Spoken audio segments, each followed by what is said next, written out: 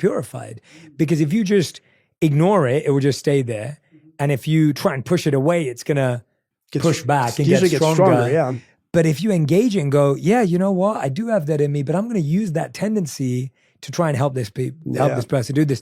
That's the only way that it starts to be purified. And so that resonates very strongly. Great answer. The other one I wanted to ask you was, what's a lesson you had to learn the hard way? Yeah. I think the one that's been the most potent for a long time is you can't do it all on your own. For me, I don't think I was able to trust people for a very long time. You know, I went to a therapist one time and he had said, yeah, you've been neglected. And I was like, no, I haven't been neglected. Like I had food, water, shelter, clothing, all these things. And he's like, no, you were emotionally neglected from your father. And I was like, oh my God, that really like rings true. But what happened was I had developed this feeling over my lifetime of, I've got to do it alone. I can't trust anybody. No one else can do it for me. You know, like there were times when my dad would, even though and he was an amazing person, I always tell people like, I'm so grateful that I had the father that I had.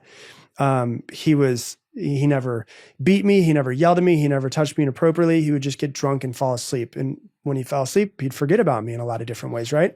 So there was that neglect of like, he would say, hey, I'm going to come pick you up and we're going to go fishing, because I lived in Florida. And I, you know, would sit on the front porch for an hour, 2 hours with my fishing pole, and he would just never show up, right? And so there were aspects of that. And I think somewhere along the line, I developed this feeling of like, no one's going to help me. I have to do it all on my own, which there's a piece